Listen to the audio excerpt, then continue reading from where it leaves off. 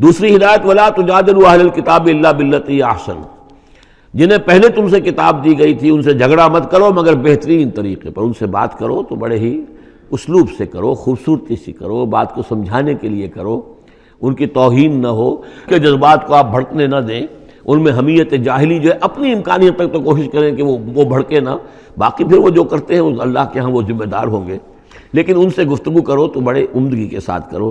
الا الذین ظلموا منہم، سوائے ان کے جو ان میں سے ناانصافی پر تل گئے ہوں۔ اب یہ استثناء جو ہے دو معنی میں ہے، ایک تو یہ ہے کہ اس کا مطلب یہ کہ ان سے مجادلہ کرو ہی نہ، اور دوسرے یہ کہ اگر ان کے ساتھ کسی وقت کوئی سختی بھی کرنی پڑے، کوئی سخت جملہ بھی کہنا پڑے تو اجازت ہوگی، جہاں معلوم ہو جائے کہ یہ ہٹ درمی کے اوپر جو ہے آ گیا ہے تو وہاں اس دونوں کا امکان پیدا ہو جائے گا۔ وَقُولُوا، لیکن تمہیں ان سے کہنا کیا ہے یہ بھی سمجھ لو، تاکہ اب اس کو یہ سمجھیے کہ یہ ہمیں مسلمانوں میں جب کام کرنا ہے، مسلمان سو گئے ہیں، بھول گئے اپنے سبق کو، انہیں یاد دلانا ہے تو اسی انداز میں انہیں یاد دلانا ہے۔ قولوا آمنا بالذی انزل الینا وانزل الیکم، ان سے کہو بھائی ہم تو ایمان رکھتے ہیں اس پر بھی جو تو ہماری طرف نازل کیا گیا اور اس پر بھی جو آپ کی طرف نازل کیا گیا۔ وَإِلٰہُنَا وَإِلٰہُکُمْ واحد، اور یہ تو نہیں ہے کہ ہمارا خدا کوئی اور ہے تمہارا خدا کوئی اور ہے، ہمارا الہ اور تمہارا الہ ایک ہی تو ہے۔ وَنَحْنُ لَهُ مُسْلِمُونَ، اور ہم تو اسی کے سامنے فرما بردارانہ اپنا سر جھکا چکے ہیں۔ وَكَذَلِكَ أَنزَلْنَا إِلَيْكَ الْكِتَابَ، اے نبی اسی طرح ہم نے آپ کی جانب کتاب نازل کی ہے۔ فَالَّذِينَ آتَيْنَاهُمُ الْكِتَابَ يُؤْمِنُونَ بِهِ، تو وہ لوگ جنہیں ہم نے کتاب دی ہے، یہود اور نصارہ، ان میں بھی وہ لوگ ہیں جو اس پر ایمان لائیں گے یا جو ایمان لا رہے ہیں، جیسا کہ ہم پڑھ چکے ہیں کہ وہ آئے تھے کچھ لوگ جو حبشہ سے ایک وفد کی شکل میں، اور مکے والوں نے انہیں ستایا بھی، استہزاء بھی کیا، لیکن وہ لوگ وہ تھے جو پہلے حضرت عیسیٰ پر ایمان رکھتے تھے، عیسائی تھے، اور اب محمد پر بھی ایمان رکھتے ہیں، تو اللہ تعالیٰ نے ان کو دوہرا اجر دیا، مرتین۔ وَمِنْ هَؤُلَاءِ مَن يُؤْمِنُ بِهِ، اور ان میں سے یعنی مشرکین مکہ میں سے بھی بہت سے لوگ ہیں جو ایمان لائے ہیں اور بھی لا رہے ہیں یا لائیں گے۔ وَمَا يَجْحَدُ بِآيَاتِنَا إِلَّا الْكَافِرُونَ، اور ہماری آیات کا انکار تو نہیں کرتے سوائے وہی کہ جو ناشکرے ہیں اور جو کفر کر اڑ گئے ہوں۔ اب ایک اور دیکھیے دلیل، اب یہ حصہ جو ہے یہ دوسری ڈوری آ گئی کہ جس میں روئے سخن جو ہے مشرکین کے ساتھ رد و قضا والی بات ہے۔ وَمَا كُنْتَ تَتْلُو مِن قَبْلِهِ مِن كِتَابٍ، ارے نبی آپ تو اس سے پہلے، اس قرآن کے آپ پر نازل ہونے سے پہلے آپ کوئی کتاب پڑھتے ہی نہیں تھے، آپ دنیاوی اعتبار سے پڑھے ہوئے آدمی ہیں ہی نہیں، آپ نے تعلیم حاصل کی نہیں، لکھنا پڑھنا سیکھا نہیں۔ وَلَا تَخُطُّهُ بِيَمِينِكَ، نہ ہی آپ اپنے داہنے ہاتھ سے کچھ لکھتے تھے، کوئی کتاب لکھتے تھے، نہ پڑھتے تھے نہ لکھتے تھے۔ اِذًا لَارْتَابَ الْمُبْطِلُونَ، تو اس شکل میں تو ان کو جو اس کو باطل قرار دے رہے ہیں یہ لوگ جو جھوٹے کہہ رہے ہیں محمد کو، اس شکل میں تو پھر ان کے پاس کوئی کا کوئی شک کرنے کی گنجائش ہو جاتی کہ یہ بڑا لکھنے پڑھنے والے آدمی تھے، مشق کرتے کرتے بہت اچھی چیزیں بھی لکھنے لگے ہیں، اب ان کی زبان جو ہے منج گئی ہے، قلم جو ہے وہ منج گیا ہے، لہذا اب قرآن جیسی شے بھی تصنیف کر لی انہوں نے۔ اگر پہلے سے یہ عمل ہوتا، لیکن تم تو جانتے ہو کہ ہمارے اس نبی محمد نے صلی اللہ علیہ وسلم انہوں نے تو کبھی لکھنا پڑھنا سیکھا ہی نہیں۔ وَمَا كُنْتَ تَتْلُو مِن قَبْلِهِ مِن كِتَابٍ، اے نبی آپ تو نہیں پڑھا کرتے تھے اس کتاب سے پہلے کوئی کتاب۔ وَلَا تَخُطُّهُ بِيَمِينِكَ، اور نہ آپ اسے اپنے داہنے ہاتھ سے لکھتے تھے۔ اِذًا لَارْتَابَ الْمُبْطِلُونَ، تب تو ان لوگوں کو شک کرنے کی گنجائش پیدا ہو جاتی۔ بل هُوَ آیاتٌ بَيِّنَاتٌ فِي صُدُورِ الَّذِينَ أُوتُوا الْعِلْمَ، بلکہ یہ تو آیات بینات ہیں، بڑی روشن ان لوگوں کے سینوں میں جنہیں علم دیا گیا ہے، وہ جانتے ہیں سابقہ جو کتابوں والے ہیں۔ وَمَا يَجْحَدُ بِآيَاتِنَا إِلَّا الظَّالِمُونَ، اور ہماری آیات کا انکار نہیں کرتے مگر وہی جو ظالم ہیں۔ وَقَالُوا لَوْلَا أُنزِلَ عَلَيْهِ آیَاتٌ مِّن رَّبِّهِ، اور وہ کہتے ہیں کہ کیوں نہیں نازل کی جاتی ان کے اوپر کوئی نشانیاں ان کے رب کی طرف سے، وہی باتیں جو مستقل طور پر چلی آ رہی ہیں۔ قُلْ إِنَّمَا الْآيَاتُ مِنْ اللَّهِ، نبی کہہ دیجئے نشانیوں کا اختیار کل کا کل اللہ کے ہاتھ میں ہے۔ وَإِنَّمَا أَنَا نَذِيرٌ مُّبِينٌ، اور میں تو صرف واضح طور پر خبردار کر دینے والا ہوں۔ أَوَلَمْ يَكْفِهِمْ أَنَّا أَنزَلْنَا عَلَيْكَ الْكِتَابَ يُتْلَىٰ عَلَيْهِمْ، کیا ان لوگوں کے لیے یہ نشانی کافی نہیں ہے کہ اے محمد ہم نے آپ پر یہ کتاب نازل کر دی ہے جو ان کو پڑھ کر سنائی جا رہی ہے؟ کیا یہ قرآن معجزہ نہیں ہے؟ کتنی مرتبہ ان کو چیلنج کیا گیا اس قرآن جیسی ایک صورت ہی بنا لاؤ، 10 صورتیں بنا لاؤ، کیا یہ معجزہ نہیں ہے؟ کیا یہ عاجز نہیں آ چکے ہیں؟ اولم یکفہم، تو کیا یہ نشانی ان کے لیے کافی نہیں؟ اگر تو حق کا طالب ہو، ہدایت کا طالب ہو تو یہ نشانی بھی کافی ہے۔ اولم یکفہم انا انزلنا علیک الکتاب یتلی علیہم ان فی ذلک لرحمۃ وذکری لقوم یؤمنون، یقیناً اس میں رحمت ہے اور یاد دہانی ہے، تذکیر ہے ان لوگوں کے لیے کہ جو مانتے ہیں۔ قل کفی باللہ بینی و بین شہیدا بینکم شہیدا، کہہ دیجئے میرے اور تمہارے درمیان اللہ کافی ہے بطور گواہ، وہ جانتا ہے کہ اس نے مجھے رسول بنایا ہے، وہ جانتا ہے کہ قرآن اس نے مجھ پر نازل کیا ہے۔ یعلم ما فی السماوات والارض، وہ جانتا ہے جو کچھ کہ آسمانوں میں ہے اور زمین میں ہے، والذین آمنوا بالباطل، اور وہ لوگ جو باطل پر ایمان رکھتے ہیں، وکفروا باللہ، اور اللہ کا کفر کرتے ہیں، اولئک هم الخاسرون، یقیناً وہی لوگ ہوں گے جو خسارے پانے والے ہیں۔ وَيَسْتَعْجِلُونَكَ بِالْعَذَابِ، یہ جلدی مچا رہے ہیں کہ لے آؤ عذاب، وَلَوْلَا أَجَلٌ مُّسَمًّى، اور اگر پہلے سے ایک وقت معین طے نہ ہو چکا ہوتا، لَجَاءَهُمُ الْعَذَابُ، تو پھر ان پر عذاب آ چکا ہوتا، وَلَيَأْتِيَنَّهُمْ بَغْتَةً، اور وہ ان پر آئے گا تو اچانک آئے گا، وَهُمْ لَا يَشْعُرُونَ، اور انہیں پتہ بھی نہیں ہوگا۔ یستعجلونک بالعذاب، یہ نبی پھر دوبارہ یہ الفاظ آئے، نوٹ کیجئے، بہت لطیف بات ہے، یہ عذاب کی جلدی مچا رہے ہیں۔ وَإِنَّ جَهَنَّمَ مُحِيطَةٌ بِالْكَافِرِينَ، حالانکہ جہنم ان کا احاطہ کر چکی ہے۔ یہ ایسے ہی ہے کہ جیسے کسی شہر کے باہر دشمن آ چکا ہو اور اس نے محاصرہ کر لیا ہو، شہر والوں کو پتہ ہی نہ ہو۔ تو اس طریقے سے وہ چونکہ غیر مرئی ہے، جہنم نظر نہیں آ رہی، ورنہ حقیقت میں تو جہنم ان کا احاطہ کر چکی ہے۔ یوم یغشاہم العذاب، جس دن کے عذاب ان کو آ کر ڈھانپ لے گا، ان پر چھا جائے گا، من فوقہم ومن تحت ارجلہم، ان کے اوپر سے بھی اور ان کے نیچے سے بھی، ان کے قدموں کے نیچے سے بھی۔ وَيَقُولُ ذُوقُوا مَا كُنتُمْ تَعْمَلُونَ، اور پھر کہا جائے گا چکھو اپنے کرتوتوں کا مزہ۔ اب یہاں وہ تیسری ہدایت آ رہی، دو پہلے میں نے گنوائی تھی، اتل ما اوحی الیک من کتاب ربک من الکتاب واقم الصلاۃ ان الصلاۃ تنہی عن الفحشاء والمنکر ولذکر اللہ اکبر، دوسری ولا تجادلوا اہل الکتاب الا بالتی احسن الا الذین ظلموا منہم۔ اب دیکھیے تیسری، یا عبادی الذین آمنوا ان ارضی واسعۃ فایای فاعبدون، اے میرے وہ بندو جو ایمان لائے ہو۔ پورے مکی قرآن میں یہ آیت ہے براہ راست خطاب، اور یا آئے گی آگے چل کر یا عبادی الذین اسرفوا علی انفسہم، بس یا ایھا الذین آمنوا، یہ مکی مدنی دور کی اصطلاح ہے۔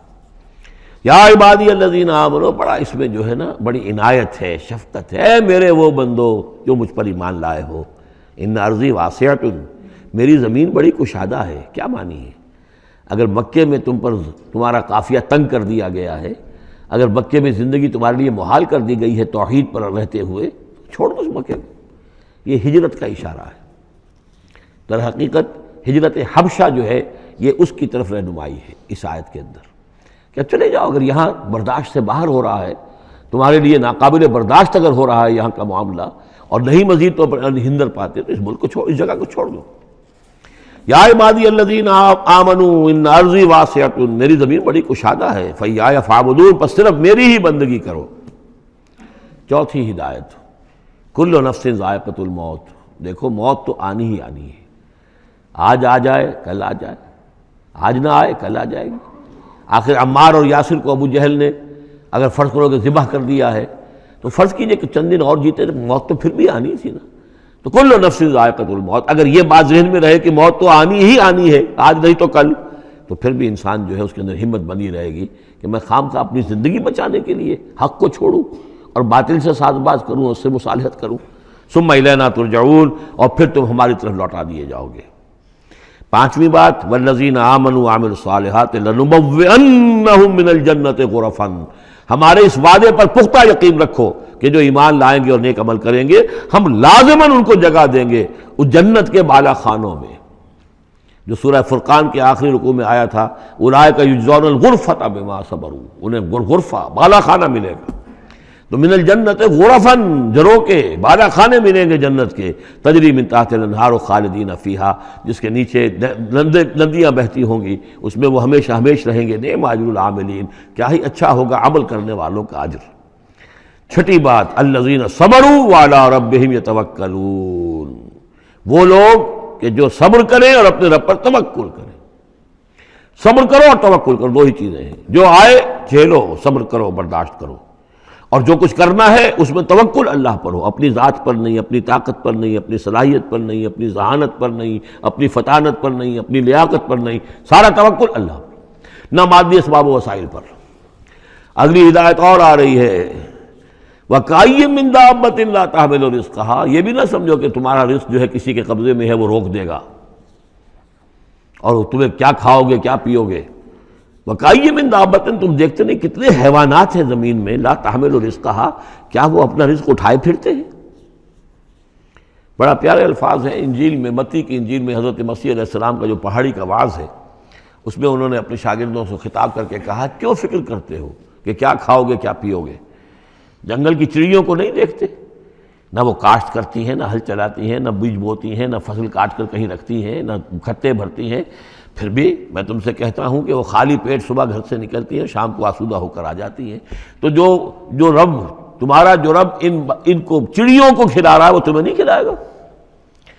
اور کیوں فکر کرتے ہو کہ کیا پہنو گے، لباس کہاں سے ملے گا؟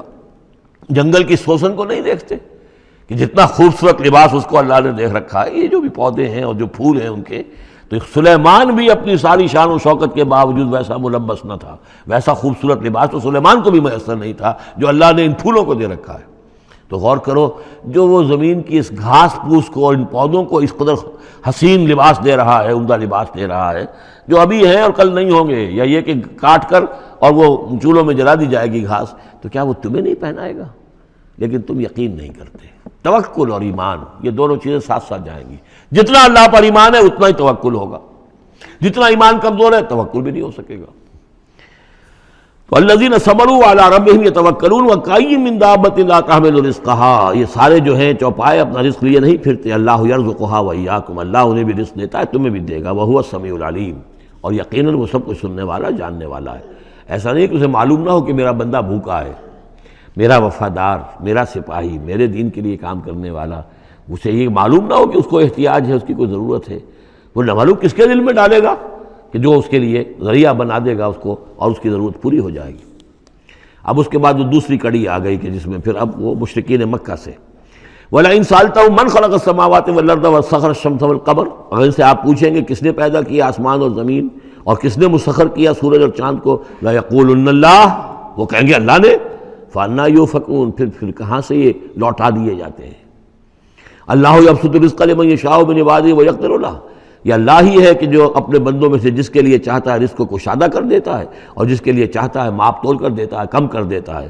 ان اللہ بکل شیء علیم، یقیناً اللہ تعالیٰ ہر چیز کا علم رکھتا ہے۔ وَلَئِن سَأَلْتَهُم مَّن نَّزَّلَ مِنَ السَّمَاءِ مَاءً فَأَحْيَا بِهِ الْأَرْضَ مِن بَعْدِ مَوْتِهَا، اور اگر آپ ان سے پوچھیں گے کس نے برسایا آسمان سے پانی اور زندہ کیا زمین کو اس کے مردہ ہو جانے کے بعد، لَيَقُولُنَّ اللَّهُ، وہ کہیں گے فوراً اللہ نے کیا۔ قُلِ الْحَمْدُ لِلَّهِ، کہو پھر کل حمد کل شکر بھی اللہ ہی کے لیے ہے، بل اکثرہم لا یعقلون، لیکن یہ لوگ ان کی اکثریت عقل سے کام نہیں لیتی۔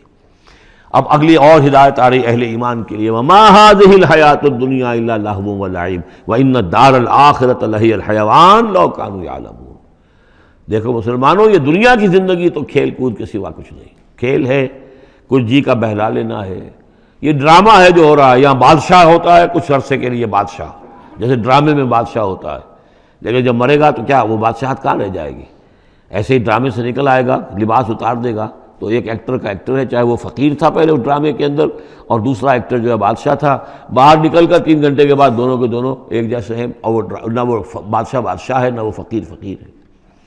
یہ ہے عارضی سا ہے، لیکن یہ کہ ان الدار الآخرۃ لہی الحیوان، یقیناً آخرت کا گھر وہ ہے اصل زندگی، زندگی وہ ہے۔ لو کانوا یعلمون، کاش کہ ہمیں معلوم ہوتا، لو کننا نعلم، کاش کہ ہمیں معلوم ہوتا۔ یہ بھی نوٹ کر لیجئے، آخرت کو صرف مان لینا کہ ہاں آخرت ہے، بعث بعد الموت ہے، یہ کافی نہیں ہے۔ یہ معلوم ہو کہ اصل زندگی وہی ہے۔ میں نے جو اس کی تشبیہ جو ہے بیان کی ہے بعض مواقع پر، کہ ایک کتاب ہوتی ہے، اس کا دیباچہ بھی ہوتا ہے، اس کا کوئی ضمیمہ بھی ہوتا ہے، چھوٹا سا ضمیمہ۔ ہمارا جو تصور ہے وہ یہ کہ اصل کتاب زندگی تو یہ دنیا کی زندگی ہے، ہاں ایک ضمیمہ اب لگا ہوا ہے آخرت کا، اس کی اہمیت ہمارے نزدیک اتنی ہے۔ ضمیمہ ہے بس، دنیا کی زندگی اصل زندگی ہے۔ ہونا کیا چاہیے کہ یہ دنیا کی زندگی تو دیباچہ ہے، اصل کتاب جو ہے وہ آخرت کی زندگی ہے۔ یہ ریشو پروپورشن کم سے کم، حالانکہ ویسے تو فائنائٹ اور انفائنائٹ کے درمیان کو ریشو پروپورشن ہو ہی نہیں سکتی، ایک لامحدود زندگی اور ایک محدود زندگی، کیا اس میں ریشو پروپورشن ہوگی؟ لیکن یہ کہ پھر بھی اگر کوئی کرنی ہے تو دیباچہ اور کتاب زندگی اصل موت کے بعد کھلے گی، یہ دیباچہ ہے، یہ مقدمہ ہے۔ ہم نے کیا سمجھا ہے اصل زندگی، کتاب زندگی یہ ہے، ہاں ایک ضمیمہ بھی اس کے ساتھ ہے جس کا نام آخرت ہے۔ فَإِذَا رَكِبُوا فِي الْفُلْكِ، پھر انہی مشرکین سے پھر خطاب ہو رہا ہے، اور یہ مضمون کئی بار آ چکا ہے۔ جب یہ سوار ہوتے ہیں کشتی میں، دعوا اللہ مخلصین لہ الدین، تو پھر یہ اللہ ہی کو پکارتے ہیں اس کے لیے اپنی اطاعت کو خالص کرتے ہوئے. فلما نجاہم الی البر، اور جب اللہ تعالیٰ انہیں نجات دے دیتا ہے خشکی کی طرف، اذا ہم یشرکون، تو پھر یہ شرک کرنا شروع کر دیتے ہیں. لیکفروا بما آتیناہم، تاکہ یہ ناشکری کریں اور کفر کریں ہماری دی ہوئی نعمتوں کے، ولیتمتعوا، اور تاکہ بس مزے اڑا لیں. فسوف یعلمون، پھر یہ جان لیں گے. الہاکم التکاثر حتی زرتم المقابر کلا سوف تعلمون ثم کلا سوف تعلمون. اصل حقیقت اس وقت کھلے گی. اولم یروا انا جعلنا حرما آمنا، یہ پھر اہل ایمان سے کہا جا رہا ہے، کیا یہ دیکھتے نہیں کہ ہم نے حرم کو ان کے لیے امن کی جگہ بنا دیا ہے. وَيُتَخَطَّفُ النَّاسُ مِنْ حَوْلِهِمْ، اور لوگ جو ہیں اچک لیے جاتے ہیں ان کے ارد گرد سے. باقی عرب کے اندر تو امن و امان تھا ہی نہیں. أَفَبِالْبَاطِلِ يُؤْمِنُونَ وَبِنِعْمَةِ اللَّهِ يَكْفُرُونَ، تو کیا یہ باطل پر ایمان رکھتے ہیں اور اللہ کی نعمت کا یہ کفران کر رہے ہیں. وَمَنْ أَظْلَمُ مِمَّنِ افْتَرَىٰ عَلَى اللَّهِ كَذِبًا أَوْ كَذَّبَ بِالْحَقِّ لَمَّا جَاءَهُ، اس شخص سے بڑا ظالم اور کون ہوگا جس نے کوئی چیز گھڑ کر اللہ کی طرف منسوب کر دی، اور اسی طرح وہ شخص کہ جس نے اللہ کی طرف سے آئے ہوئے حق کی تکذیب کر دی جبکہ اس کے پاس آیا. یہ دونوں ہم بدن جرم ہیں. یعنی اگر میں جھوٹ موٹ قرآن جو ہے خود تصنیف کر کے اللہ کی طرف منسوب کر رہا ہوں تو مجھ سے بڑا ظالم اور گناہ گار کوئی نہیں. لیکن یہ بھی سوچ لو، اگر واقعتاً یہ اللہ کا کلام ہے جو میں تمہارے سامنے پیش کر رہا ہوں اور تم اس کی تکذیب کر رہے ہو تو تم سے بڑا ظالم کوئی نہیں. الیس فی جہنم مثوی للکافرین، تو کیا جہنم ہی میں ٹھکانہ نہیں ہے ان کافروں کا.